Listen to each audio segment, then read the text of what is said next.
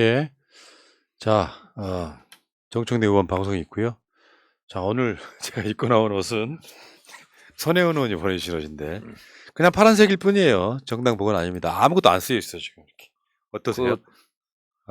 야구단 네. 이진 선수들이 입는 옷 같은데. 전 사회인 야구도 일부 리그에서 했어요. 네, 야구 진짜 잘하거든. 아 그래요? 네. 아. 지금 나이 먹어가지고 이제 은퇴를 한 건데. 네.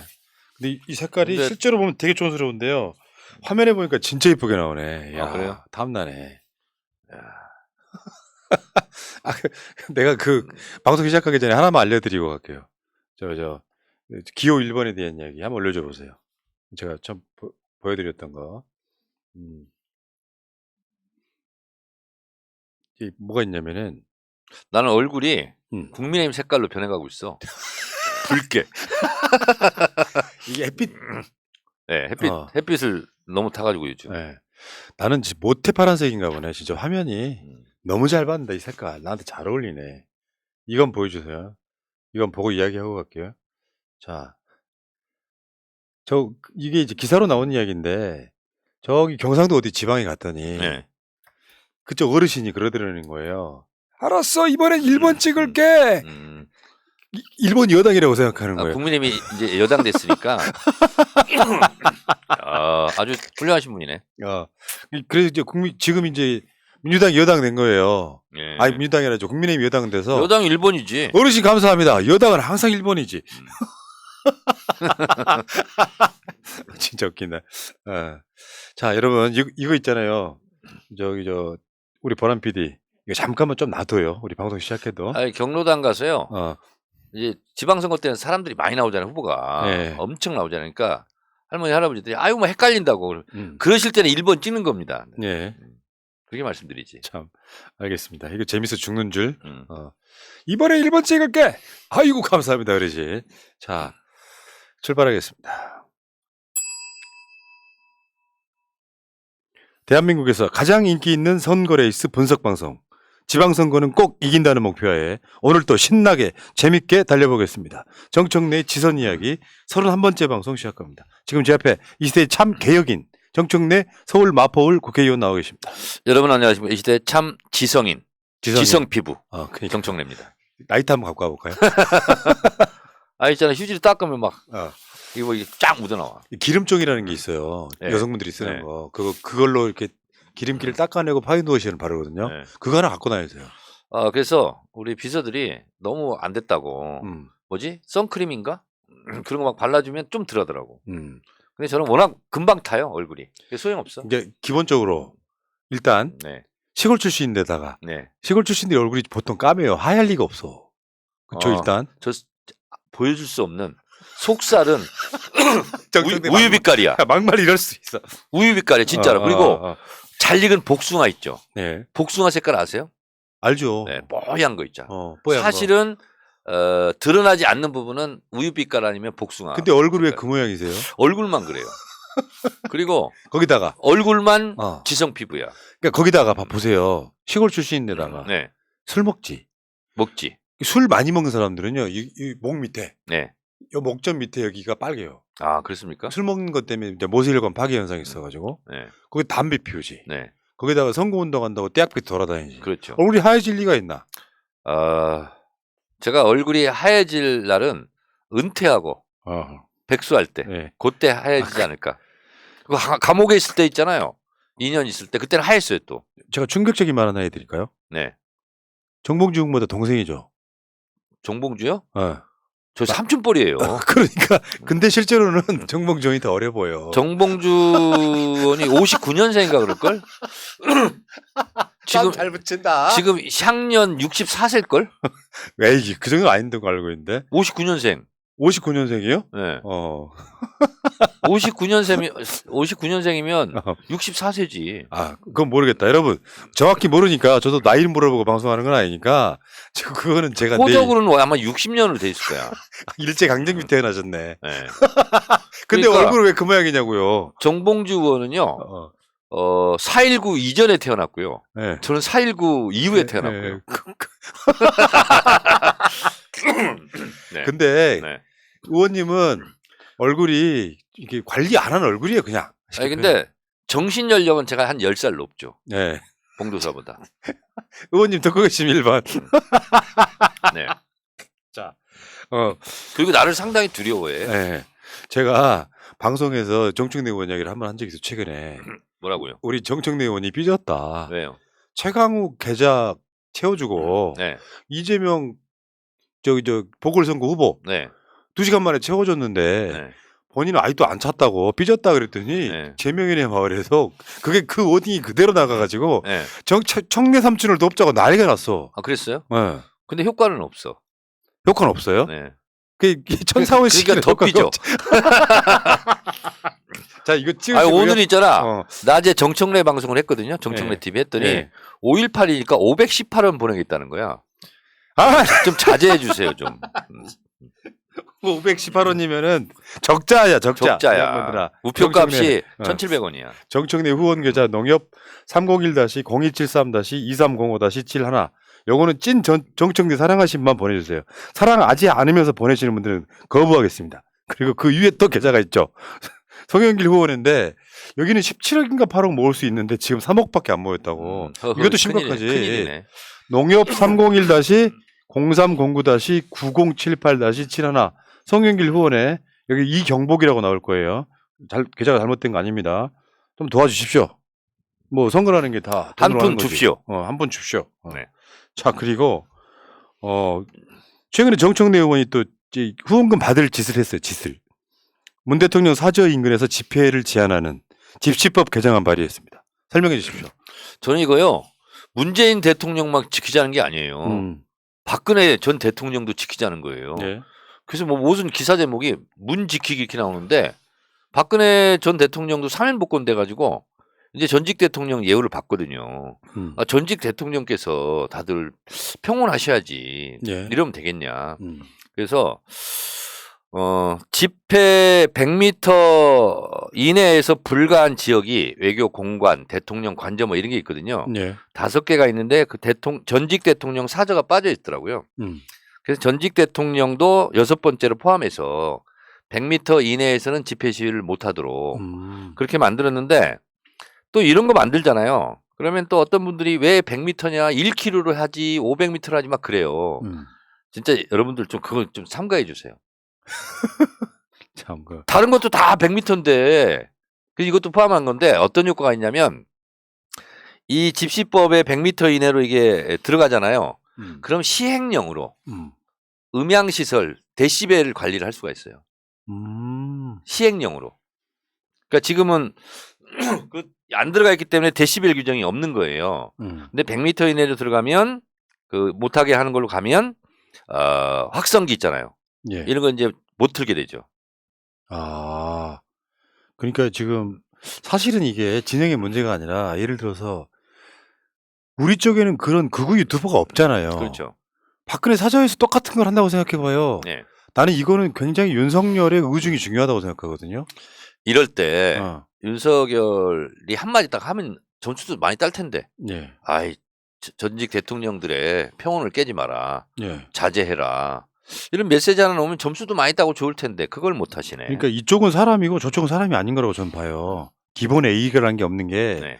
설사 문 대통령한테 뭔가 서운한 사람이 있을 수 있어. 예를 들면 뭐 코로나 때 사망했던 사람들이라든지 있을 수는 있는데 문제는 그 서운함이 다른 사람들한테 피해를 주면 안 되는 거잖아요. 근데 그 피해까지 주면서 사람을 괴롭게 만들어. 그럼 이거는 저는 아니라고 진짜 보는 거거든요. 근데 참 우리 있잖아요. 지지자들 아이디어가 대단해. 뭐냐면 그 앞에 도서관을 하나 지으면 안 되겠냐. 네. 그러면 소음을 일으킬 수가 없다. 이런 것도 있고요. 어린이집 이런 게 있으면 또 못해요. 그런 거. 근데 여기 발의만 해서 되는 건 아니고 민주당 차원에서 이거 통과시켜야 되는 거 아닙니까? 이거는 통과될 겁니다. 네. 이거는 그냥 역지사지하면 돼요. 박근혜 사저에 가서 똑같은 시위를 한다고 하면 그거는 정말 못할 짓인 거죠. 그러니까 개총수가 차량을 끌고 가가지고 박근혜 사저 앞에서 하면 거기도 괴로울 거 아니야. 예, 맞아요. 그러니까 저는 문재인 대통령 지키기로 막 모든 기사 제목이 달았거든요. 예. 아니다. 박근혜 전 대통령도 지키자. 그러면 되겠네. 자, 이렇게까지 열심히 하는데 여러분 후원 안 해주실 거예요? 정청래 후원 계좌 통역 301-0173-2305-71. 자, 부탁드리고요. 청내 생각. 네, 오늘이 5.18입니다. 5.18의 시작과 끝은 무엇일까? 5.18은 민주주의를 지키자 이 정신이었거든요. 근데 이 5.18의 광주 민주화운동의 민주주의 정신은 1894년 갑오 농민혁명부터 시작이 됐다. 예. 대한민국의 민주주의의 맹아는 1894년 인내천 사상으로 하는 동학 사상에서 출발했다라고 저는 생각합니다. 인내천이라는 것은 사람이 곧 하늘이다. 민심이 곧 천심이다. 따라서 왕이 민심이고 천심인 그런 시대를 끝내자. 대한민국의 민주주의의 출발이었다고 생각하고요. 이 동학농민, 인내천, 민주주의 정신은 1894년 12월 31일 우금치에서 전멸한 것처럼 보이지만 그때 쓰러져가는 분들도 있지만 그 정신이 면면이 이어져서 독립운동으로 승화발전했고 백봉 김구 선생도 한때 동학도였습니다. 그래서 대한민국 헌법 130개 조항을 압축 요약해놓은 헌법 전문은 이렇게 시작하죠. 유구한 역사와 전통이 빛나는 자랑스러운 대한국민은 3.1운동으로 건립된 대한민국 임시정부의 법통과 불의에 한가한 4.19 민주 이념을 계승하고 이렇게 시작하는데 3.1운동으로 대한민국 임시정부의 법통을 이어가는데 그 3.1운동은 곧바로 동학으로부터 출발했다. 그것이 독립운동으로 그리고 4.19 민주혁명으로 그리고 5.18로 그리고 87년 6월 항쟁으로 승화 발전되었다라는 거죠. 동학은 서학의 개념, 반대 개념인데요. 우리의 민족 종교로 그리고 우리의 민족 사상으로 승화 발전됐고 오늘의 우리가 누리는 민주주의는 1894년 동학 농민 운동으로부터 시작되었고 제가 대학교 3학년이었던 1987년 6월 항쟁에 시내로 거리로 진출할 때 우리가 부르고 나갔던 노래가 동학혁명가였습니다. 우리 푸나님도 기억하실 겁니다. 네. 오늘의 5.18 기념사를 한 윤석열 대통령을 보면서 이런 뿌리를 모르고 형식적인 기념사를 보면서 최악의 기념사, 워스트 기념사, 5년 전 문재인 대통령의 기념사와 너무 대조되는 맞습니다. 그런 좀 후진 기념사였다. 그래서 저는 기념사가 아니라 기냥사였다. 기냥 한 말이다. 그냥사. 네, 이렇게 생각합니다. 여러분 그래서 강물이 직선으로 흐르지 않듯이 역사도 직선으로 가지 않습니다. 우리가 비록 정권을 내줘서 일시적으로 우리가 후퇴한 것처럼 보이지만 그래도 강물은 바다를 포기하지 않고 가듯이 역사는 전진한다. 이런 생각이 들었고 정권을 잃고 처음 맞이하는 5.18 기념 현장에 제가 있었습니다. 오늘. 예. 윤석열의 기념사를 들으면서 우리에게 잠시 5년 동안의 시련을 주지만 민주주의의 신은 결코 대한민국을 비껴나지 않을 것 같다. 우리 앞으로 더 잘하자 이런 생각을 했습니다. 예. 문재인 대통령이 그런 거 잘하시는 분이잖아요. 광주뿐만 아니라 뭐 대구라든지 네. 민주주의 관련한 그런 기념일이 있을 때 본인이 다 공부를 하셔갖고 그 SNS 같은데 네. 그 역사적인 것들 다 써주거든요. 저는 오늘 윤석열 대통령을 보면서 윤석열 정부가 점수를 딸 수 있는 절호의 기회였거든요. 그래서 제가 옆에 있는 동료 의원들하고 그렇게 얘기했어요. 다행이다. 다행이다. 이런 후진, 최악의 기념사를 해서 광주의 민심을 어루만질 수 있을까 이런 생각을 좀 했고요. 그리고 이런 기념사는 역사적인 정체성 이런 것도 있어야 되지만 좀 감성 터치도 있어야 되거든요. 예. 그래서 예를 들면 5.18은 눈물입니다. 1980년 이 광주 5월의 현장에서 수없이 많은 사람들의 눈물을 기억하겠습니다. 5.18은 민주주의를 지키자는 민주주의의 파수꾼들의 행동이었습니다. 1980년 5월 18일 광주에서 자발적으로 일어났던 시민들이 외쳤던 것은 민주주의 사수였습니다. 저는 그 민주주의를 사수하고자 했던 광주 5월의 함성을 기억하겠습니다. 예를 들면 이런 식으로 좀 하면 좋잖아요. 근데 무슨 자유민주주의와 인권을 그것도 동어반복을 너무 합니다. 이 짧은 기념사에서 낱말 한마디 한마디 어휘 하나 한마디가 참 아깝거든요. 근데 제 기억으로 자유민주주의와 인권만 한 대여섯 번 한 것 같아요. 이게 취임사 쓴 사람이 지금 이것도 쓴 것 같아. 취임사는 취임새였고 이번 5.18 기념사는 기념사가 아니라 기냥사. 기냥사. 기냥한 거예요. 진정성이 안 보이니까 어떤 미사역을 들이대도 감동이 안 느껴지는 거거든요. 진정성이 없으면 화려한 문장이나 있던가 화려한 문장이 없으면 가슴과 전곡을 찌르는 어휘가 있던가 도대체 이건 뭐냐고요. 이게 혹시 그 김명신 씨가 쓴 거 아닐까 이런 생각을 문득. 제가 5년 전에 문재인 대통령의 기념사를 기억하실지 모르겠는데 그 5월 18일 날 태어난 김소영 씨인가요? 예, 맞습니다. 그때. 네. 그분 가서 이렇게 안아주는 그런 모습만 여러분 기억할 텐데 저는 그때 우리 대중적으로 많이 안 알려져 있지만 80년대 학생운동을 했던 사람은 다 기억하는 열사들이 있어요. 최덕수 열사, 예. 단국대, 그리고 박내전 열사라고 있습니다. 맞습니다. 그게 박내군 동생이죠. 동생. 네. 그 열사들 이름을 쭉 열거를 했어요. 근데 그거는 그 시대를 모르면 쓸 수 없는 거거든요. 예. 그래서 그때 지금 이제 5년간 연설 비서관을 했던 신동호 비서관, 전 비서관, 제 친구거든요. 예. 한양대 국문과 나왔고. 그래서 그 다음날 내가 진짜 고맙다고 그 전화를 한 적이 있습니다. 너무나 잘 썼다고. 예. 그러니까 지금 윤석열 씨가 물론 뭐 미숙한 측면도 있겠지만 저는 그렇게 생각해요. 지방선거용으로, 총선용으로 뭐 그런 식으로 이렇게 뭔가 이렇게 화끈하게 보여주긴 하는데 사람 마음속에는 들어오지를 못하는 아직 그런 상황이 아닌가 이런 생각이 듭니다. 그러니까 윤석열 대통령 자체가 반지성인 같아요. 예, 반지성인. 그렇죠. 뭐 우리가 뭐 무식 이런 얘기를 했지 않습니까? 그리고 오늘 기념사는 반감동주의입니다. 감동지. 감동할 수가 없어요. 야, 요즘 의원님이 일부러 좀 세게 나가는 게 보여요. 왜요? 이 야만의 시대는 그렇게 나가는 거예요. 아니 또 제가 야당 의원이지 않습니까? 그러니까 야당 의원이고. 네. 여러분 야성을 가져야죠. 여러분 야당은 2번, 여당은 1번. 아이고. 자, 마지막으로 한 번 더 말씀드릴게요. 정청래 의원 후원 좀 해주십시오. 이게 지금 꽤 많이 남은 거고요. 지금 민주당 후보들이 전체적으로 봤을 때 이재명 후보를 제외하고는 후원금을 다 채우지를 못하고 있어요. 현역도 마찬가지고 각 지역에 좀 채워주시기 바라겠고요. 아까 어떤 분이 댓글에 야 푸나야 너 유튜브로 돈 좀 벌었으면 너도 좀 해라. 저는 방송 나오는 분들마다 해요. 기본적으로. 왜냐하면 그게 그렇게 해야만 진정성이 있는 거라고 생각이 들어서. 근데 야 푸나야 이렇게 했으면 네. 이분은 나이가 어떻게 되는 거야? 모르죠. 이제 그래서 바로 이제 강퇴시킨 모양인데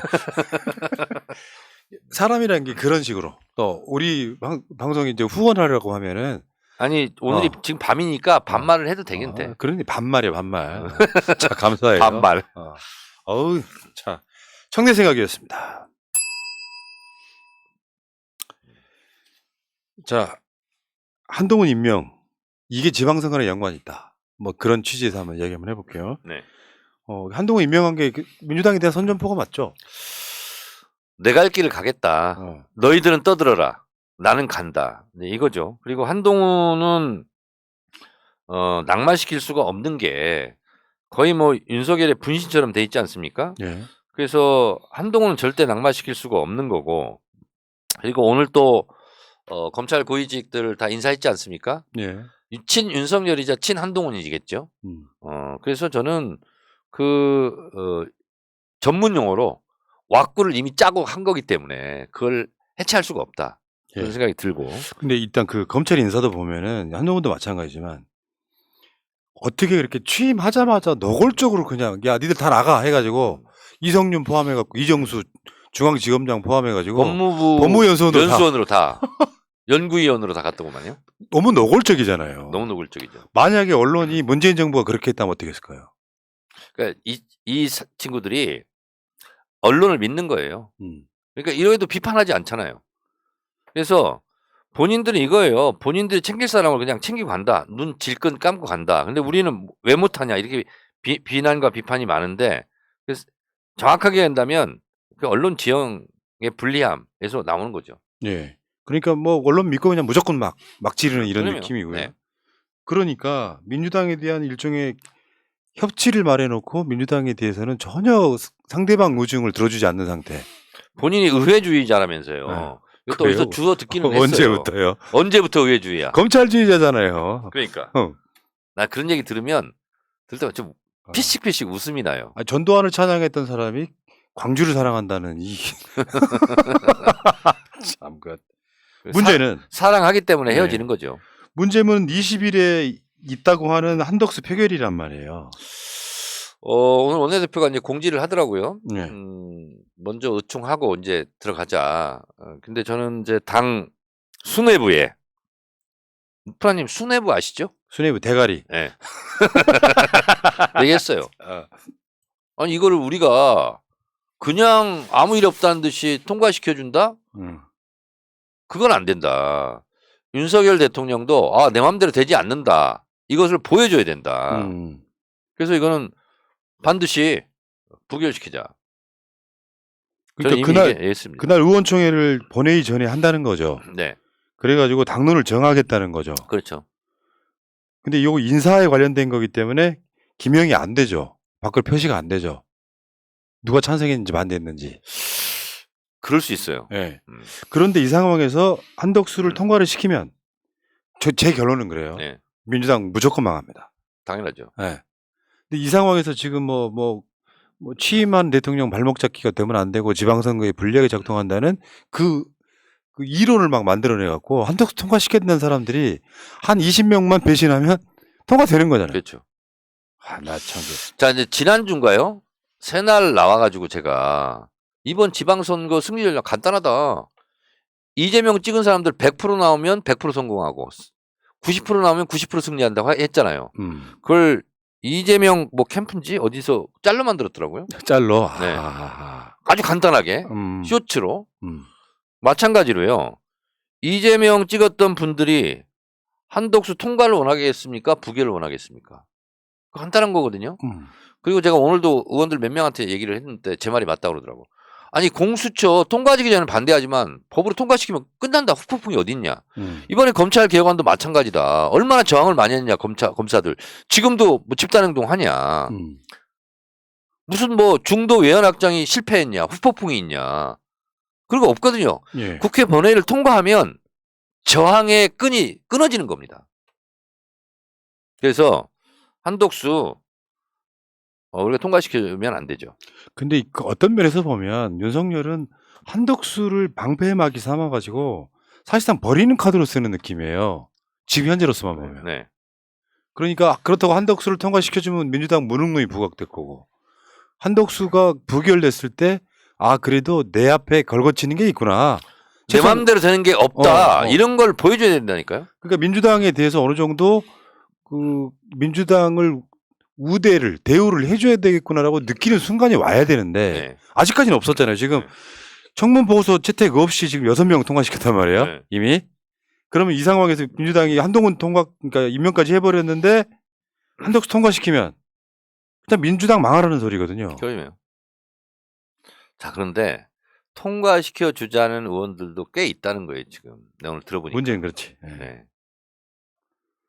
그래서 한덕수라는 사람이 왜 안 되는지를 민주당이 일단 여론전을 하고 그리고 나서 낙마를 시켰을 때 민주당을 찍지 않았던 사람들을 가져오는 표가 아니라 민주당을 찍었던 사람들이 최소한 민주당에 힘이 있구나.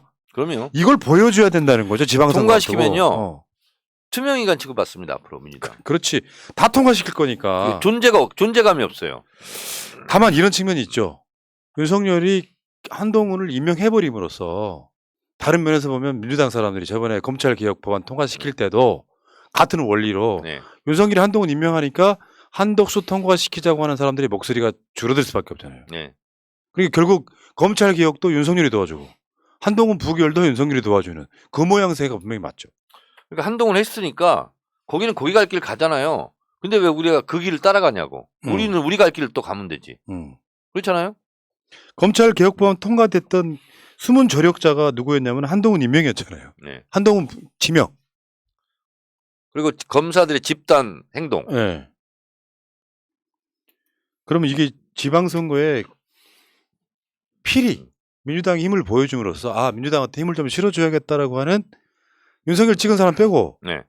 심상정 찍은 사람 빼고 다른 거 볼 거 없어요. 예, 이재명 찍은 사람은 나와야 되는 거예요. 네.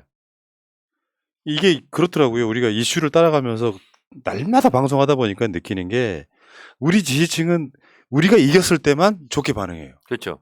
근데 계속 지금 대선 이후에 지는 거고 국회에 얼마 전에 저 시정연설 했잖아요. 그때 사람들이 방송을 안 들어요. 그 이야기 할까 봐. 그 패배감을 다독이는 방법은 아주 작은 전투에서라도 이겨야 되는 거예요. 아 근데 나는 뭐 악수를 안 했거든요. 근데 연합에서 처음에 제가 먼 산을 쳐다봤다는 거예요. 그래서 연합에 대해 전화를 했어요. 이거 오보다. 국회 본회의장에 산이 어딨냐. 아이고 배야. 먼 산을 쳐다봤다는 거야. 일단 산이 없어서 산을 쳐다보지 않았다. 그리고 또 하나는 뭐냐면 먼 산을 쳐다보려면 고개를 이렇게 들어야 되잖아요. 나는 고개를 든 바가 없다. 그리고 옆으로만 이렇게 움직였다. 그리고 내 앞줄, 뒷줄, 옆줄 앉은 사람들도 다 이게 틀렸다, 팩트가. 그 연합은 그걸 내렸어요. 네. 야, 근데 연합을 베꼈어가지고 그걸 계속 뉴스로 내보내고 막 이러더라고. 우라카이가 있구만. 야, 연합은 그래서 고쳤어. 근데 다른 데 그러면 고친지 안 고친지 확인해야 될 거 아니야? 계속 먼 산 쳐다보는 걸로 나왔어. 야, 먼 산 쳐다보고. 아니, 사람이란 게 그런 거 있잖아요. 순간 정지 화면을 갖고 전부인 것이냐 나쁜 이미지화 시키는 아니, 근데 그거는 연합에서도 동영상으로 다 내보냈어. 거. 그래서 21분 50초인가? 거기 보면 나와. 내가 먼 산을 쳐다보지 않았다는 거. 네. 네. 저기 우리 풀샷 한번 잡아줘봐요. 내가 의원님을 안 보고 이 화면 보잖아요. 그럼 이거만 딱 잡아가지고 푸른 나무 정청래 외면 오죽하면 이렇게 써먹는 거예요. 아니 근데 거기는 그렇게 나오지도 않아. 먼 산을 쳐다보면 이렇게 쳐다봐야 되는데 쳐다보진 적도 없고 본회장에 산도 없어. 정청래랑 시선 안 맞추는 푸른 나무. 아 근데 나한테는 손을 안 내밀대. 그래요? 네. 그렇게 때렸으니 취임사 갖고 다 보고 있는데 지금 네. 저걸 그냥 확 내 옆에 있는 의원들한테만 악수를 하고 네. 그냥 가더라고. 네. 여러분 있잖아요. 이 기사 한번 보실까요? 그 기사 한번 보여주세요. 검찰 봉의 김선달 비유 정청래 의원 명예훼손 혐의 재수사 요청. 무슨 말이냐면 저번에 저 정청래 의원이 국정감사 때 그 절 입장료 이야기하면서 그게 봉의 김선달이 아니냐라고 했다가 좀 곤혹을 치르고 대선 때 오히려 불교육이랑 사이가 좋아진 사건. 요것이 이제 고발이 들어와서 경찰이 수사를 해봤더니 무혐의야. 그래서 무혐의 처분을 하려고 했더니 이번에 검찰이 재수사라고. 아니 그러니까 제가 봤을 때 검찰한테도 윤석열한테도 정청래가 눈에 가신 거예요. 아니 저는 저거 보면서 반응을 제가 하지 않았어요. 반응할 필요가 없는 게 일단 국정감사 발언입니다. 면책 특권이 있어요. 그렇잖아요. 그러네. 저건 사건이 아닙니다. 저건. 예. 근데 이제 뭐 어디 뭐 구단체인지 어디서 고발을 했어요. 고발을 했으면 뭐 처분을 해야 될 거 아니야. 네. 그래서 이제 경찰이 불송치 무혐의 처분을 한 거야. 근데 검사가 재수사. 그래서 우리 보좌관한테 왔더라고요. 그래서 경찰이 뭘 얘기했냐면 그 당시에 발언 정황 뭘 보고 발언했는지 그걸 좀 제발 좀 자료 좀 달라고 해서 줬대요. 아, 영상 보면 나오잖아. 그렇지. 아니 사건이 안 되는 거야. 만약에 이 당사자가 정청래가 아니라 권성동이었거나 장제원이었거나 이런 상황이라면 어땠을까요? 아니 이랬던 것 같아. 그래서 그 기사 제목도 나랑 검찰이 기싸움 이게 아니고 검찰과 경찰의 기싸움 이렇게 났더라고요. 아니, 기싸움 할 거리도 안 되지. 막 말도 안 되는 거라니까요. 이게 국회의원이 논란은 될 수 있어. 불교계의 반발은 살 수 있어. 근데 이거를 고발한다고 다 그 고발 자체를 갖고 수사를 해버리면 특히 정치인일 경우에 보통 있잖아요. 웬만한 고발 건들 각하시켜버리잖아요. 네. 아예 받아주지도 않는다고. 요거는 무혐의를 내렸더니 검찰이 정청래니까 재수사에 딱 그 느낌 아니에요. 모욕죄까지 이렇게 고발을 했대요. 근데 그건 당사자가 고소해야 되는 거라는 거가 친고죄? 그렇죠. 그것도 없어. 그 경찰이 봐도 아무리 봐도 이건 사건이 안 되거든. 그러니까 정청래 의원 후원금 모아달라는 게 제 그 이야기가 그 이야기예요. 아니 여러분 생각 한번 해보세요. 이런 거를 검찰이 재수사 요청했다는 건 뭐예요? 지금 뭐 이재명 위원장에 대한 기소는 필요할 것이다 중앙지검이 그리고 보도가 나오고 있잖아요. 네. 정청래도 마찬가지입니다. 꼬투리 잡을 게 없으니까 이런 거라도 괴롭게 하는 거지. 아니 근데 나 그래서 좀 웃음이 나더라고. 참 아무튼 민주당의 힘을 한번 보여주시라. 한동훈 임명하고 저렇게 지들 마음대로 하는. 사실 검찰 인사도 문재인 정부 때 정권 바뀌었다고 기다렸다는 듯이 하고 이러지 않았거든요. 그럼요. 그런데 지금 노골적으로 조국 장관 수사했던 사람들 중앙지검장으로 보내고 법무부 장관으로 보내고 그 과정을 만들어가면서 이 진영 모욕주기 하고 있는데 저는 송경호나 한동훈한테 한번 물어보고 싶어요. 조국 장관 수사가 잘된 수사입니까? 왜? 대권 후보가 될 사람의 사모펀드 비리로 수사한 거예요. 그렇죠. 그건 아무것도 안 나왔어. 그럼 이 수사는 완전 실패거든요. 실패한 수사죠. 근데 이거를 무능한 검사였죠. 이거를 입시 비리로 몰고 가서 그 부인을 징역 4년을 맞게 만드는 수사는 사람 잡는 수사지. 이게 승진할 수사입니까 이게. 그렇죠. 그러면 내가 윤석열이고 대통령이라면요. 이런 상황에서는 그런 관계자들은 승진을 시키지 않음으로써 상대방한테 손 내미는 거거든요. 근데 그 대표적인 사람을 법무부 장관하고 저기 중앙지검장 임명하는 데다가 지금 이두봉 이름이 안 나왔거든요. 이두봉 등은 틀림 100%. 그러니까 검찰총장? 이두봉하고 박찬호 둘 중에 하나인데 이제는 남은 게 두 사람 다 그런 특수통인에다가 이두봉은 지금 간첩 조작 사건도 연루돼 있는 사람이잖아요. 근데 이렇게 지금 인사를 하고 있으면 민주당이 여기서 한덕수 가져가세요. 국무총리 시키세요 한다는 것 자체가 그건 말이 안 되는 거죠. 벨도 없는 거지. 지방선거 폭망이에요. 민주당이 이걸 인주 내줘버리면. 네. 여기다가 참 정청래 의원까지 이렇게 재수사 요청하는 거 보면서 야 정말 어처구니 없구나. 이게 우리가요 이명박 박근혜를 지내온 사람들이잖아요. 더 거슬러 올라가면 전두환 노태우를 지나온 사람들이에요. 그렇죠. 뭐 일단 검사 아브레이가 하는 게 사실 무서울까봐 저번에 취임사 보여주신 거에 엄청 분노하셨잖아요. 수준이 안 되니까. 그냥 대통령 됐으니까 인정을 하는 거지. 대통령 감으로 보는 건 아니잖아요, 우리가. 저는 그래도 윤석열 대통령 이렇게 항상 호칭합니다. 네. 저는 그렇게 못하겠어요. 네. 에이, 부끄러운 줄 알면 내가 부족한 줄 알면 국민들한테 그만큼 납작 엎드려서 그런데 정치해야지. 보세요, 이제 봐요. 취임사 했죠. 그다음에 시정연설 했죠. 그다음에 5.18 기념사 했잖아요. 쓰는 단어가 한정돼 있는 것 같아. 자유민주주의, 인권, 그리고 보편적 가치 뭐 이런 말도 쓰든가. 하나만 알려드릴게요. 일반 보통 고등교육 이상을 받은 성인이 평생 구사할 수 있는 단어가 약 2만 개쯤 된답니다. 네. 근데 이제 술 많이 드시고요. 당뇨 있으신 분들이 보통 5천 단어로 끝낸다고 하더라고요. 과학적인 얘기예요. 이분은 취임사 세 번 연설 때 들었는데 500단어도 안 쓰는 것 같던데. 아니 자유민주주의, 인권, 어. 반지성주의, 보편적 가치, 뭐 시스템, 뭐 이런 말 말고 뭐 귀에 걸리는 말이 아니 없어요. 요거는 윤석열이 직접 쓰는 게 아니니까. 요거는 아니 남이 썼으면 이렇게 못 썼을까요? 본인이 직접 써서 그런 거 아니에요? 저는 그렇게 생각 안 해요. 그 써주는 사람이 수준이 떨어지는 데다가 최근에 그 이야기 들으셨죠? 청와대에 근무했던 사람들 절반 이상이 지금 대기 발령 중이래요. 네. 그러니까 들어갈 데가 없어갖고 그렇다 보니까 시스템이 안 돼 있어서 뭐 연설문을 쓴다든지 또는 의전 같은 거를 좀 가르쳐주는 사람들이 아예 없는 상태로 보니까 윤석열이 계속 실수 연발하는 게 그런 지점 때문이거든요. 미국 부통령 남편 앉혀놓고 위해서 조아리고 이렇게 서 있고 도저히 말이 안 되는 왕치산 앞에서 막 폴더 인사해버리고 이런 것들이 지금 아마 이 취임사나 이런 것 등에서도 똑같이 나오는 게 아닌가 싶어요. 그냥 냅둬요. 자, 알겠습니다. All for you. 네. 그러니까 민주당에서는 지금 한덕수만큼은 부결시킴으로써 엄연히 카운트 파트너로서 아직까지 남은 2년 동안은 민주당이 이 국회의 다수당이다. 당신 마음대로 안 된다는 걸 보여주시기 바랍니다. 네. 그러니까 이건 좀 이렇게 맥락 없는 얘기일 수도 있는데 한덕수 부결시켜 주세요. 예를 들면 문자를 보내면 이런 문자를 보내줬으면 좋겠어. 근데 제가 오늘 낮에 정청래 TV 하면서 좀 이렇게 뭐라고 했어요. 내가 뭐냐면 오늘 유독 문자가 많이 들어오더라고. 송영길 왜 안 따라다니냐고, 왜 안 돕느냐고. 근데 붓 문자야. 그럼 안 읽게 되지. 안 읽게 될 뿐만 아니라 그리고 팩트도 많이 틀리고 그리고 서울 지역 의원들한테 다 보냈는데 열심히 하는 의원도 있고 안 하는 의원도 있을 거 아니야. 근데 열심히 의원한테 너 왜 열심히 안 해? 아, 그렇구나. 이거는 의미가 없는 문자거든. 네. 부작용만 있고 반감만 사는 문자야.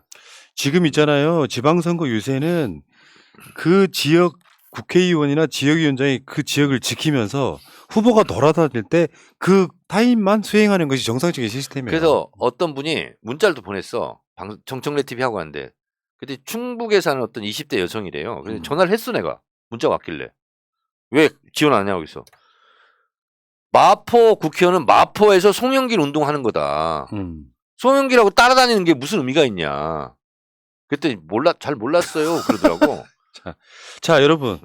지금 문자를 뭐 보내실 분들 다 전화번호 대부분 갖고 계시잖아요. 거기다가 한덕수 부결해야 민주당 승리한다 같은 메시지를 복붙하지 마시고 자기 의견대로 한번 보내주시는 것이 저는 여러분 굉장히 문자 좋을 것 보내는 같습니다. 건 저는 긍정적이라고 보는데 요 문자를 보냅시다 하고 천편일적으로 복부돼가지고 보내는 거 있잖아요. 단체 문자. 이거는 반감만 사고요. 네. 의미가 없고 송영길 후보한테도 안 좋아요. 네. 아니 서울 지역 국회의원이 40명인데 열심히 뛰는 사람도 있고 안 뛰는 사람도 있을 거 아니에요. 마당 쓰는 사람이 있고 안 쓰는 사람이 있잖아. 근데 마당 쓰는 사람한테 너 왜 마당 안 쓸어? 예. 이런 문자를 보내는 꼴이 되는 거예요. 네. 그래서 제가 뭐라고까지 얘기했냐면 지지하는 것도 성의가 필요하다. 공부가 필요하다. 그냥 영혼 없이 그냥 복부돼가지고 막 아무한테나 다 보내는 건 그건 안 좋다. 네. 제가 댓글창 하나만 읽어드릴게요. 틀린 정보예요. 김옥선님. 단 한 명도 낙마 못 시키네요 라고 쓰셨어요. 민주당이 낙마시킬 수 있는 딱 한 사람이 국무총리예요. 나머지는 임명해버리면 우리가 민주당이 무능해서 낙마를 못 시킨 게 아니라 윤석열이 민주당을 무시해서 낙마를 안 시키고 다 임명해버리는 거거든요. 이렇게 알고 계시면 안 된다는 거지. 한덕수만큼은 민주당의 힘을 보여줘야 되는 거죠. 그러면 국민의힘이 무능한 거였지. 지난 문재인 정부 5년 동안. 예. 인사청문회 보고 채택 안 한 것도 문재인 대통령이 다 임명했거든요. 예. 그럼 국민의힘한테 막 이렇게 무능하냐고 국민의힘 지지자들이 문자하는 건 옳지 않은 거지. 그러니까요. 네. 맞습니다. 자, 한덕수 부결입니다. 20일이에요. 20일. 목요일이죠? 네. 자, 공식 선거운동이 19일부터 시작됩니다. 몇 시간 후면? 그렇죠. 3시간, 2시간 반. 그러니까 지금도 이재명 후보가 인천 어디에서 목이 터져라 외치지만 마이크를 사용할 수 있는 시간이 시작되는 거죠. 지금은 이제 지역에서 마이크 사용 못 하니까 네. 뭐 생목이 있거나 그러니까 그냥 간담회 정도 이렇게. 그러니까 저는 동네를 좀 돌아다녔어요. 시의원 뭐 구의원, 구청장과 같이 돌아다니는데 12시부터 이제 가능하고요. 지금은 현수막 전쟁입니다. 네. 자정 딱 되잖아요. 그러면 서로 이제 좋은 위치에 현수막 달려고 지금 다 대기 중입니다. 우리 마포도 지금 그렇겠네. 프랭카드 다는 분한테 내가 전화하면서 왔어요. 저도요 이제 그 현수막 잘 달리는 골목이 있거든요. 네. 김병기 의원 아파트 앞. 이 위치가 좋아. 네. 그러면은 누군가가 이렇게 적당한 위치, 시선에 딱 맞는 위치에 놓으면 그 위에 또 놔. 그러니까 네. 우리 마포을을 예를 들자면 대선이든 지방선거든 총선이든 간에 망원역 1번 출구, 2번 출구 거기다 달아야 돼. 예. 그리고 합정동 노타리 달아야 돼. 경성고 사거리 앞에 달아야 돼. 그리고 홍대 앞에 달아야 돼. 예. 예? 그리고 성산 이동은 유한약국 앞에 달아야 돼. 그리고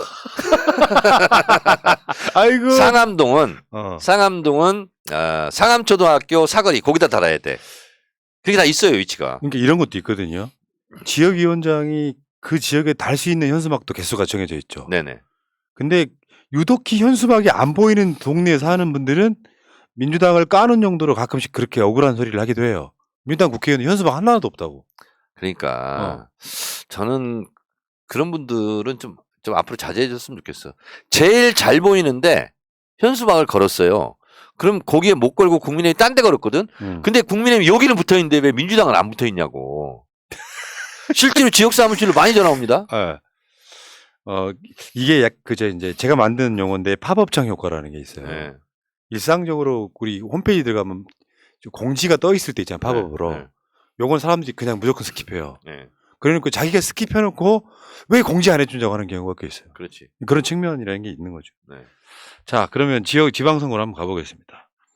일단 승리 가능성이 매우 높다고 예상되는 지역이 총 17개 지역에서 광주, 전남, 전북, 세종, 제주 네.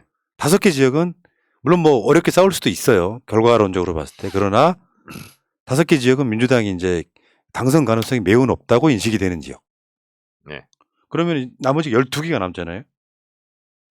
사실상 지금 저는 여론조사 이렇게 봐요. 여론조사가 선거 결과를 좌지우지할 가능성이 있지만 그것은 아마 민주당 지지층들이 투표에 그러니까 여론조사에 응답 안 하는 측면도 있을 거예요.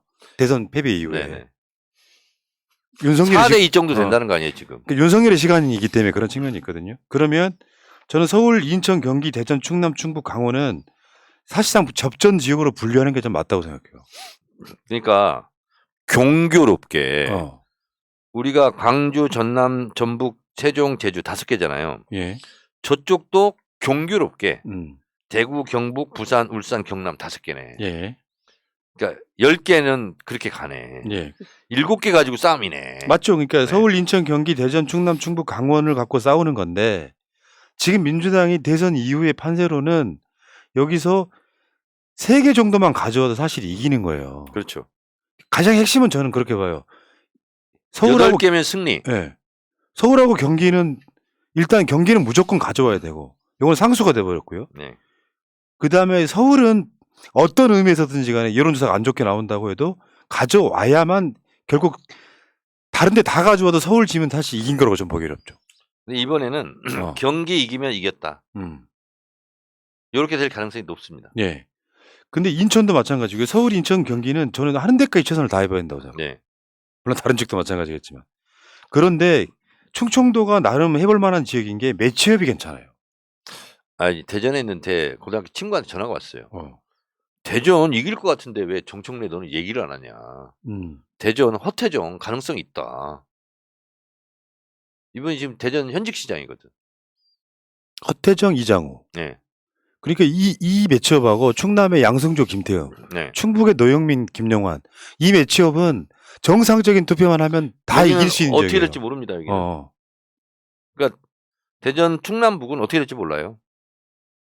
그러니까 지금 여론조사의 폐해에 대해서 아마 의원님이 나중에 입법 하나 하세요. 여론조사를 여러 가지 스킬로 해놓고 여론 지고 있으니까 투표 포기 같은 메시지가 계속 나온단 말이에요. 강원 이기면 대박이지. 강원도 지금 제가 봤을 때는 여론조사마다 다른데 어떤 여론조사는 크게 밀리지 않아 여론조사도. 그렇죠. 그러니까 이 상황에서 여러분들이 야 대선 늦었으니까 뭐 인생 끝난 것처럼 하시면 안 되고 서울도 포기하면 안 된다는 가정하에 저는 어떻게 보면 부울경도 포기하면 안 된다는 가정하에 뛰어야 된다고 생각해요. 그래야 결과가 좋아지는 거지.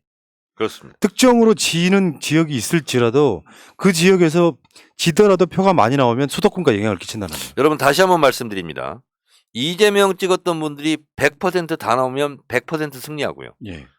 80% 나오면 80% 승리하는 겁니다. 안 나오면 지는 거예요. 간단합니다. 그래서 이재명 찍은 사람 다 투표장으로. 그렇지 않습니까? 제가 계산을 한번 해봤어. 경북에서 이재명 후보 지지율이 한 21%, 2% 정도 돼요. 21% 가까이 돼.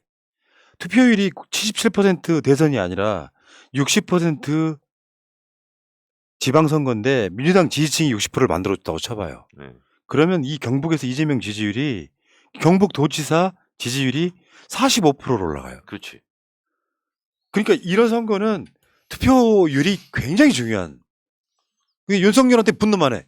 그런데 윤석열이 한동훈을 임명시킨 거를 민주당 탓을 해. 그래놓고 민주당 바보라고 투표장 안 나가. 안 된다는 거죠. 그러니까 저는 이렇게 생각해요. 승리 가능성이 높은 지역, 접전 지역, 열세 지역 이런 지역 막론하고 선거라는 게 그런 거 아닙니까? 씨앗을 뿌려놓고 이게 어떨 때는 그 시기에 꽃이 피기도 하지만 어쩔 때는 계속 무럭무럭 자라거든요. 결국에는 우리가 2년 후가 될지 5년 후가 될지 모르지만 우리가 다시 정권을 가져올 때 뭔가 더 좋은 기반을 만들고 좋은 승리를 위해서는 어떤 선거도 포기하면 안 되는 것입니다. 그렇습니다.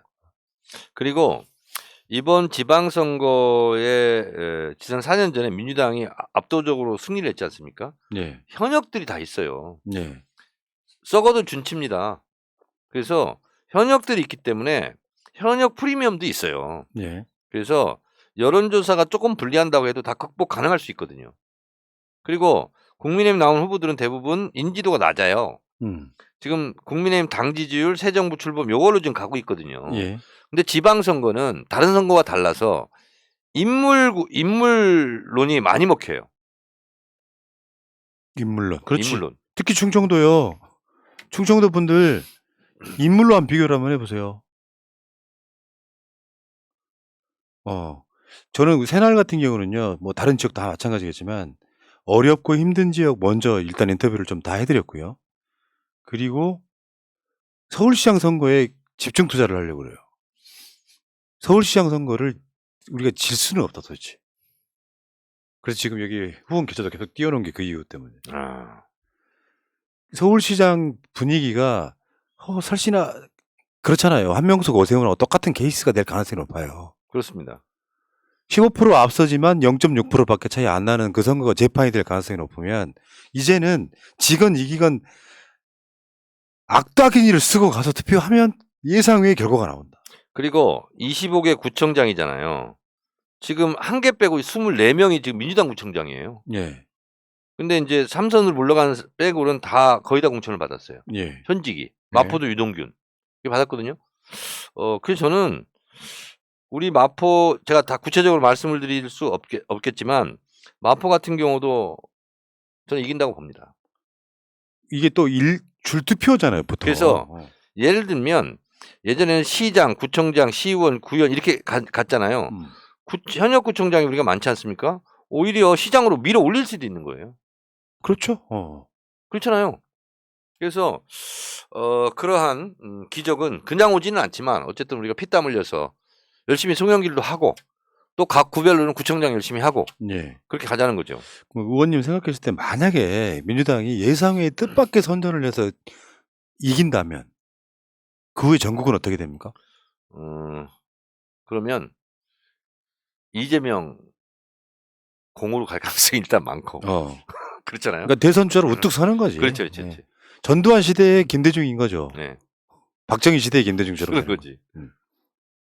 그래서 일단 이재명한테 좋고, 그리고 이런 게 있어야 또 이재명 찍었다는 분들이 또 나올 거 아닙니까? 예. 그래서 가장 큰 수혜자는 송영길 당선이다. 송영길이 아니라 이재명일 겁니다. 거기다가 수혜를 보는 게 사실상 민주당 아닙니까? 그렇죠. 그러니까 반대로 생각하면 지방선거에 힘도 못 쓰고 민주당이 완전히 폭망을 하게 되면 윤석열 시대가 시작되는 거잖아요. 그렇죠. 사실상. 민주당 국회 의석은 아무 의미 없이 돼버리는 거잖아요. 그렇죠.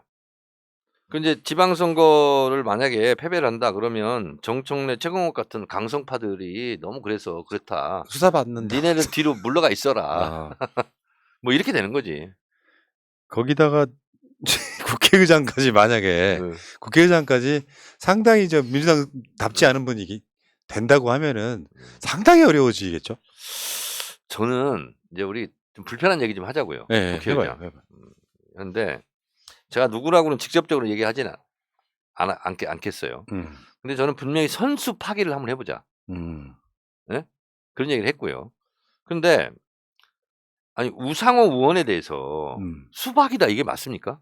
아니 그건 아니고요. 그건 아닌 것 같아 내가 봤을 때. 아무리 지지자들이 누구를 지지하더라도 그건 아닌 것 같아. 그건 갈라치기인데 예를 들면 이런 예를 하나 드려볼게요. 우상호 의원이 이재명 후보를 가끔씩 비판하는 메시지가 나온 적이 있어요.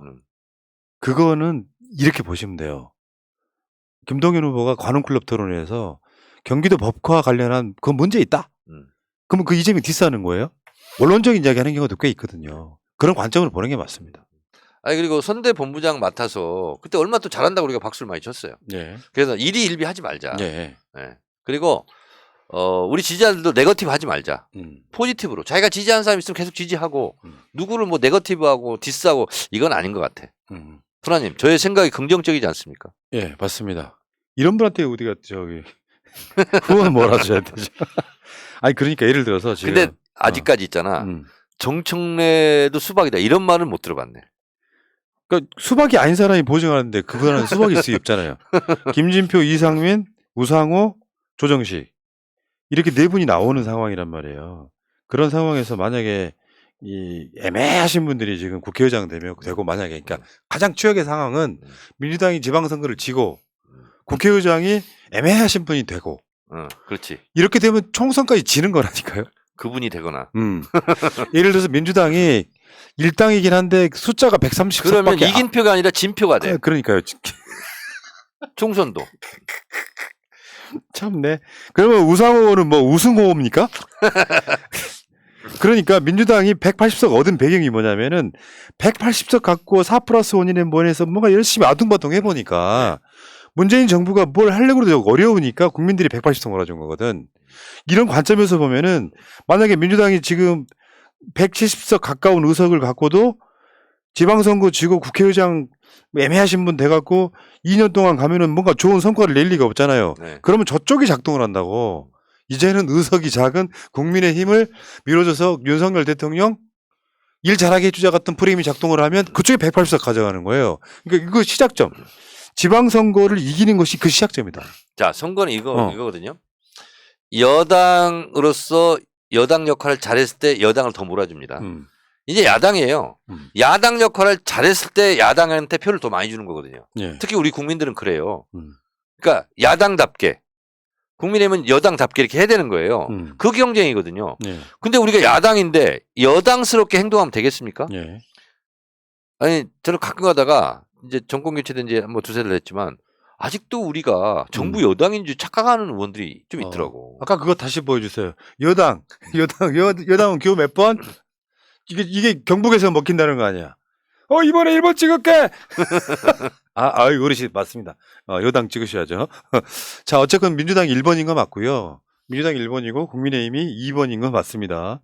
자, 그리고 아까 댓글창에 어떤 분이 진다는 가정은 좀 자제해달라 그러는데 제가 드리고 싶은 생각은 졌을 때를 상정했을 때 절박해지라는 의미에서 제가 그 예를 들어드리는 거예요. 지면 큰일 난다. 그러니까 진다는 생각을 안 하려면 투표장에 나오셔야 된다는 이런 이야기를 드리고 싶은 거예요. 지금 그러면 우리 역대급 정치에 이제 거의 신으로 불리우시는 우리 정책위 의원께서 어떤 모멘텀이 있을까요? 지금 현재로서? 모멘텀은 보통 새 정부가 출범하면 한 6개월 동안 허니문이라고 그러지 않습니까? 이번은 허니문이 없습니다, 지금. 언론만 약간 허니문이지 여야 긴장 상태는 이미 시작된 거예요. 그리고 예를 들면 우리 문체위 같은 경우도 박보균 장관 후보자 절대 안 된다고 했잖아요. 예. 근데 우리 문체위 일부는 또 통과시켜줘 한 게 있었어요. 근데 제가 강력하게 막았어요. 예. 원래 이러고 가는 거예요. 그리고 검찰 개혁안이 어쨌든 통과됐잖아요. 우리 네. 지지자들이 사기를 좀 올랐잖아요. 그렇지. 그리고 한덕수까지 불통과 딱 시키고 선거운동 시작하는 거지. 사실 네, 길거리 가끔씩 갈 때 혼자 그런 생각 해보거든요. 저 지나가는 사람들 중에 검찰 개혁에 대해서 아는 사람이 얼마나 있겠어요? 거의 없다고 보면 맞죠. 근데 제가 드리고 싶은 말씀은 뭐냐면 그런 분들은 그런 이슈 하나하나에 작동하지 않는다는 거예요. 실제로는. 그러니까 민주당이 지금까지 언론개혁법도 마찬가지잖아요. 통과시키면 그게 엄청난 무슨 이번에 검찰개혁법 통과시키니까 뭐 문재인 이재명 방탄법이라고 프레임화는 시켰지만 그거는 고관여층들이나 섞거나 안 섞는 정도인 거지 네. 일반 보통 국민들은 관심이 없다는 거예요. 근데 그 법이 그러니까 대한민국을 움직이는데 작동하는 힘은 어마어마한 거니까. 그렇죠. 저는 민주당이 지금 앞으로 2년 동안 윤석열의 폭주를 막아낼 유일한 장치에 가까운데 이 지방선거를 지거되면 그게 무력화된다는 것이 저는 가장 안타깝다는 거죠. 그래서 지면 안 된다는 거예요. 네. 지방선거 지고 나서 뭐 하면 민주당이 숫자로 마치 목리 부리는 꼴이 돼버리는 거예요. 그러니까 조중동이 그런 프레임 만드는 거지. 그렇죠. 민심도 모르고. 그렇지. 발목 잡게 한다고. 그러니까 지금 전 여러분들한테 말씀드리고 싶은 게 새날 방송 안 들으셔도 됩니다. 지금이라도 주위에 많은 분들 어느 지역 상관없이 전국 선거니까 투표장 나가서 민주당 찍어달라고 외치는 거예요. 그리고 기본적으로 그게 안 되실 부모님들은 용돈 들여서 여행 보내십시오. 그 말은 제가 참아 못하겠네. 막말로 한다 분명히. 저는 상관없어요 지금. 그 중앙일보가 저를 자평을 찍었더라고요 최근에. 아 그랬어요? 이번에 국회 토론에 관련해 갖고 자 그렇다 치고 뭐 그건 뭐 민주당과 상관없는 거니까. 그럼 지금 이재명 선대위원장이 총괄선대위원장. 그냥 총괄도 아니고 상임 총괄선대위원장이에요. 지금 인천에만 묶여 있을 수는 없는 거고. 그렇죠. 그러니까 아주 사력을 다하더라고요.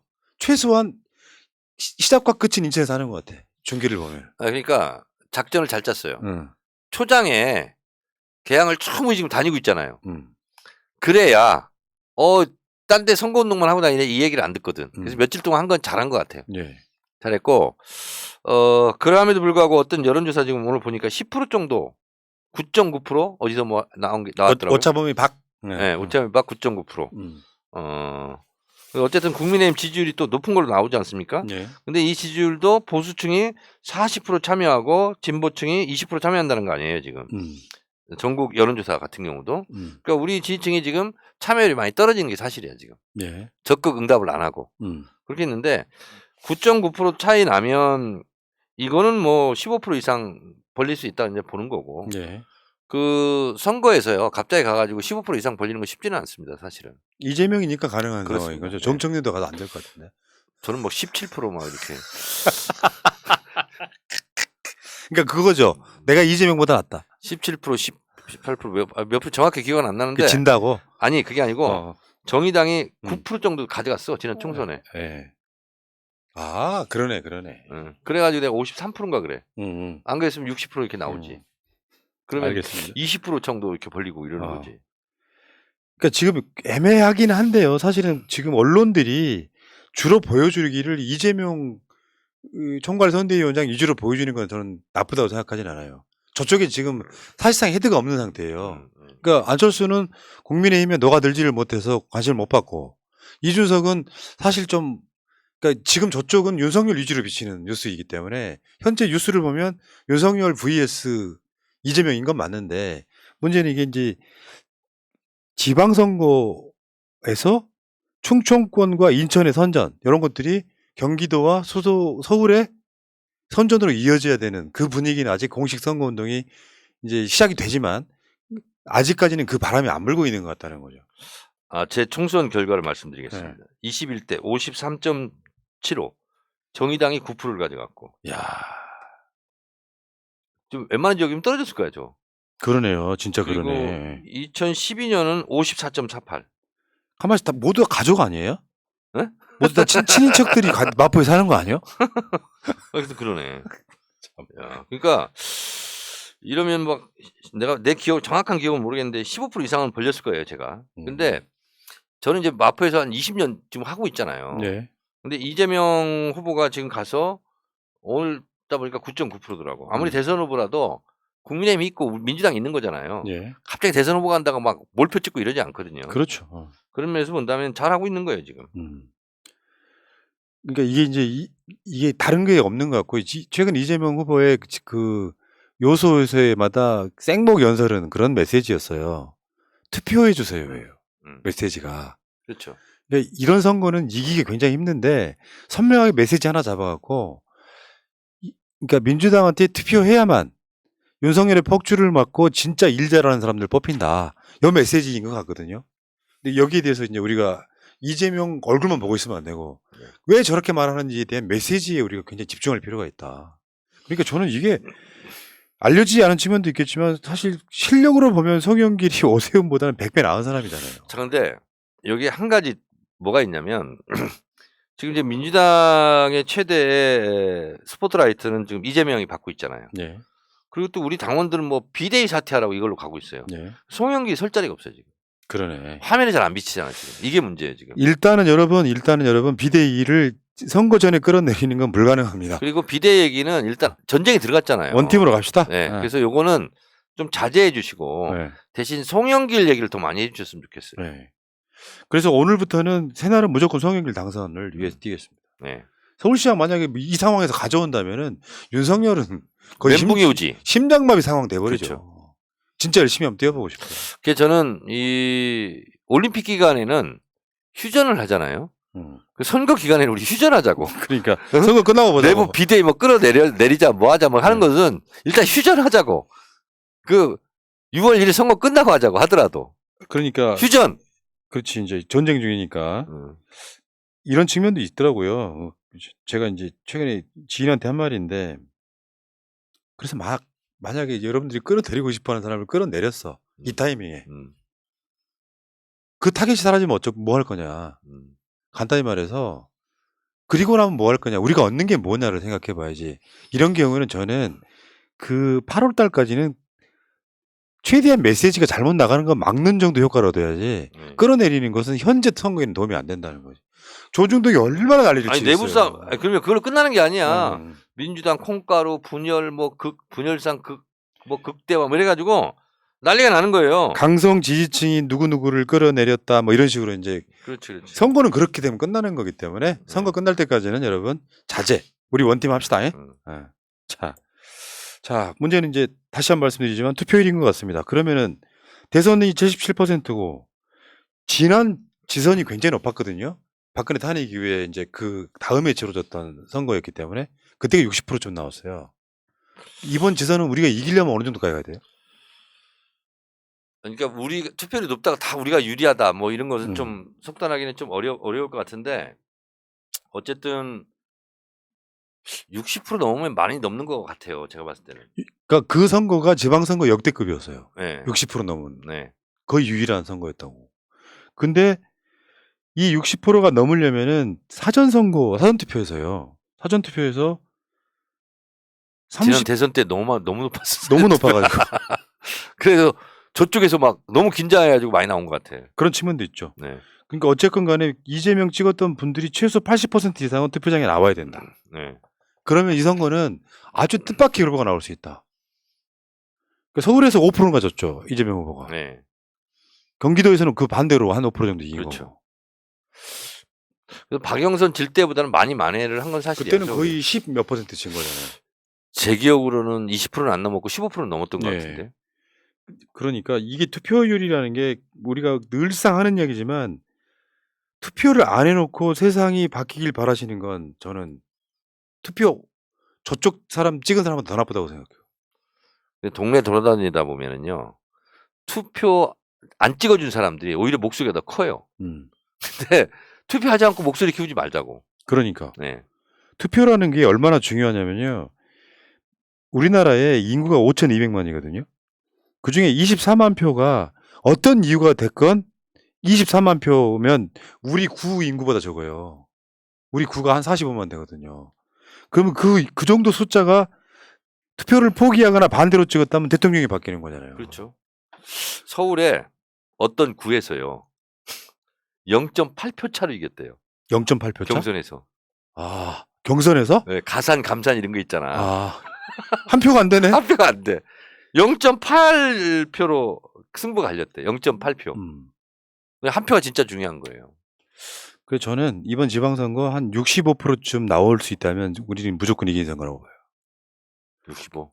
왜 그러냐면 이게 좀 불가능해 보이기도 하는데 바람이 불어야겠죠. 이제 문제는 선거는 바람으로 이기는 건데 지금 윤석열을 찍었다고 주위에 자랑하는 사람이 없다니까요.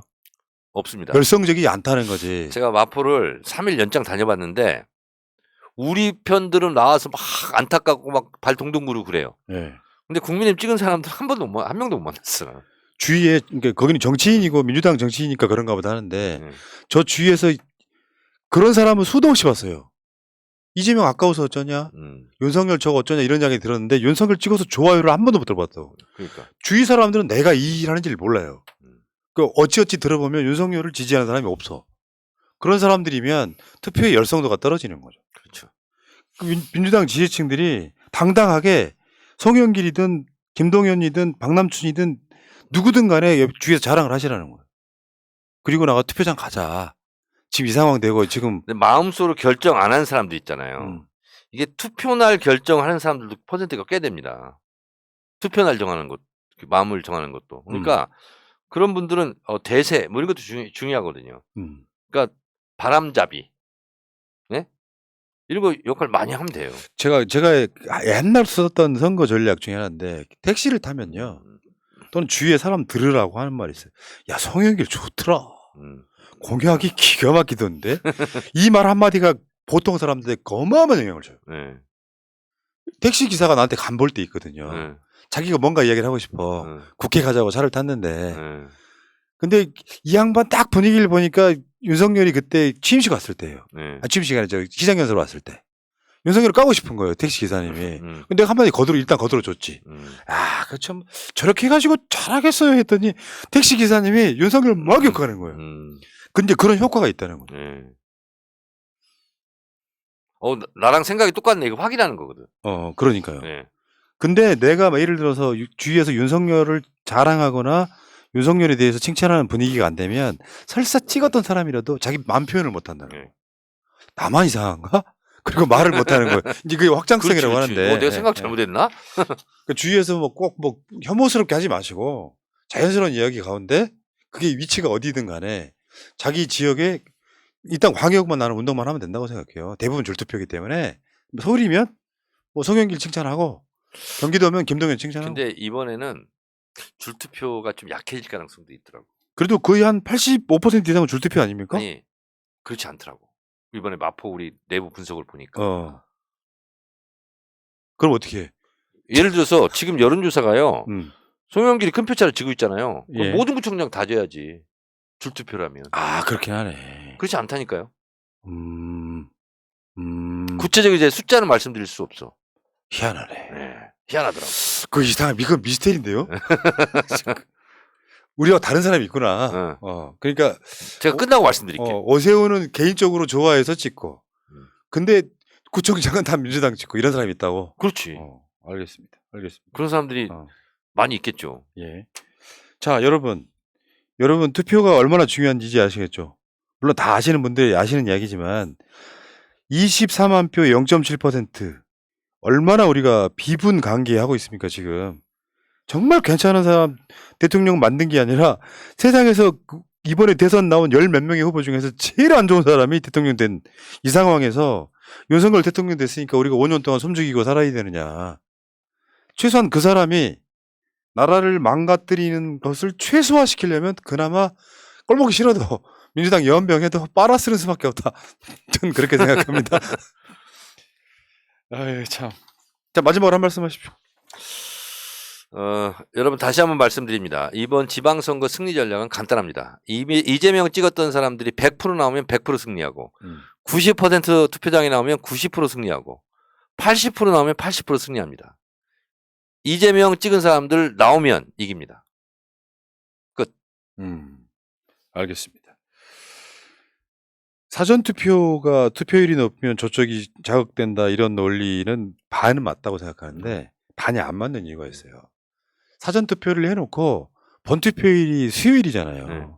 그러니까 우리들이 입장에서 그날 무슨 일이 있어가지고 투표를 못할 경우를 산정해서 투표를 하는 거거든요. 그러니까 그 사전투표율이 높다 그래서 진보한테만 유리한 건 아니지만 현실적으로 우리가 쓸 표는 사전투표를 통해서 일단 투표할 기회가 없어질 경우를 대비해서 일단 의사표시를 하자 이런 의미에 좀 가깝다고 봐요. 사전투표는 이런 효과가 있죠. 투표했어. 난 민주당 찍었어. 그럼 난 민주당 찍었다? 이렇게 얘기하고 다니는 선거운동을 며칠간 할 수 있죠. 그러니까요. 네. 그러니까 100% 유리한 건 아니지만 제가 봤을 땐 60% 정도는 사전투표율 높으면 사전투표가 높은 게 좋죠. 우리가 유리합니다. 네. 자, 저는 65% 한번 가보고 싶어요. 지방선거 65%. 그럼 저는 무조건 이긴다고 봐요. 65%. 이 투표율이. 아까 말씀드렸잖아요. 윤석열을 지지하는 사람들이 적극적이지가 않기 때문에 이 타이밍에는 제가 봤을 때는 민영화라든지 오늘 이재명 후보가 드디어 꺼내 들었어요. 민영화 저지해야 된다고. 그러면은 65% 정도 중에 상당 부분 윤석열을 저지하기에 투표장에 나가는 사람이 63% 돼도 이길 것 같은데. 어쨌든 60% 넘겨야 된다는 거죠. 알겠습니다. 자, 방송 마치고 새날은 또 내일 낮에. 예. 제가 오늘 좀 있잖아요. 피곤해 보이지 않아요?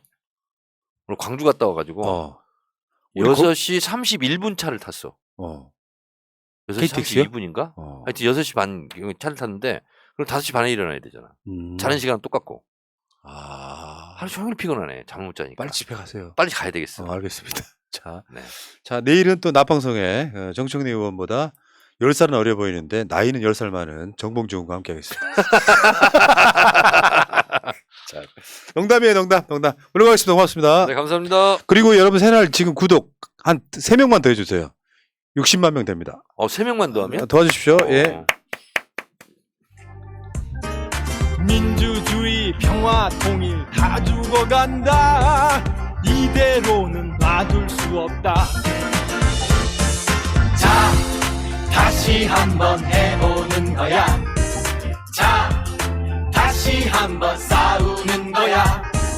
자, 손 맞잡고 어깨를 걸고 우리 함께 이기는 거야. 자, 다시 한번 해보는 거야. 자, 다시 한번 싸우는 거야.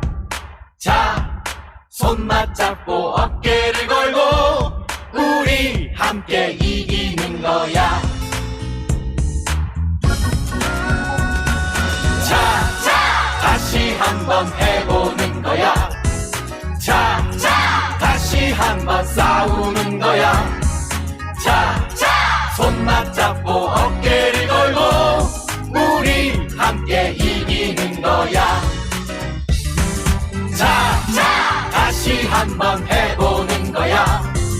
자, 다시 한번 싸우는 거야. 자, 손 맞잡고 어깨를